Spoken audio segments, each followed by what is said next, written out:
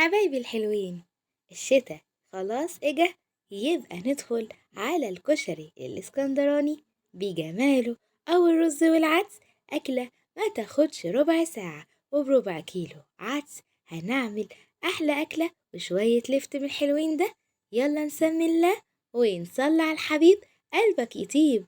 النهاردة في الفيديو هنعرف ازاي هنظبط العدس ولونه هيطلع مظبوط زي ما شفتوه. وورقة وقلم يا بطة، واللايك والتعليق الحلو منكم. نبدأ مع بعض. المقادير: العدس عشان يبقى معاكي مظبوط ما يبقاش لونه فاتح، هناخد معانا كوباية ونص رز، عليها 3/4 كوباية عدس. بنفس مقدار الكوباية اللي هنستعملها في الرز هنستعملها في العدس. طبعا الرز متنقي والعدس كمان متنقي. هنلخبطهم على بعض، وعلى المية عدل هنغسلهم كويس قوي، يخلي الرز والعدس ينزل كل المية البيضة بتاعته. دي أول الخطوات. كوباية ونص رز أبيض مصري، عليهم 3/4 كوباية عدس أصفر. والعدس الأصفر ياريت تجيبيه نوع كويس، لأن فيه أنواع في السوق مضروبة. بعد ما غسلناهم هنحطهم على جنب، وهننزل ب3 معالق زيت كبار، عليهم نص معلقة سمنة بلدي.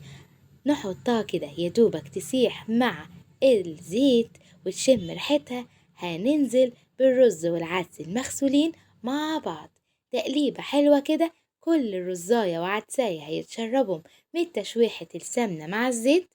تقليبة حلوة كده يخلي كل الرز والعدس يتفلفل مع بعضه. ودي بقى أول طريقة إن الرز والعدس معانا يطلع بطريقة حلوة ومفلفل وحلو.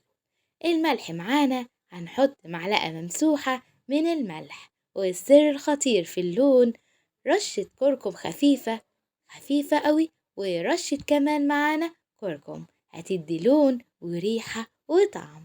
قلبنا بقى الكركم والكاري مع بعض. هننزل بمية دافية على الرز والعدس مع بعض، ونقلب كل المقدار. أهم حاجة وانت بتقلبي المقدار المعلقة تبقى بتتحرك فيه، يعني تحسي انها مش رايحة وجاية في حاجة بتشدها. وهنحط المعلقة كده، المية مش هتيجي للإيد كده. المية مظبوطة قوي، مية دافية وكمان مهاش سخنة. لو حطيناها سخنة الرز والعدس هيعجنوا مع بعض. هنسيب بقى الرز والعدس يغلوا على النار. بعد كده هنوطي عليهم ونقفل الغطا ونشوف اتشربوا ازاي. بسم الله ما شاء الله. اول بقى ما الرز والعدس يتشرب معانا هنهدي النار خلاص، ونقلبه بالنص كده نشقه. بعد كده اول ما اللون يتغير هنديه تقليبة من فوق لتحت، تقليبة بسيطة كده عشان ما يعجنش معانا. الرز مفلفل ازاي، مش معجن ولا لونه فاتح، ولا عدسية لوحده ولا الرز لوحده. نسيبه كده سيك على النار. بعد كده نطفي ونغرف في الأطباق. يا رب يجعله بألف هنا وشوية اللفت اللي كنا ملحينهم المرة اللي فاتت مع بعض.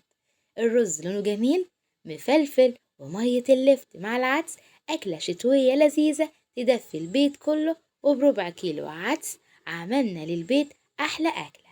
اوعدوني لو عجبكم الفيديو لايك وشير وتعليق يا حلوين.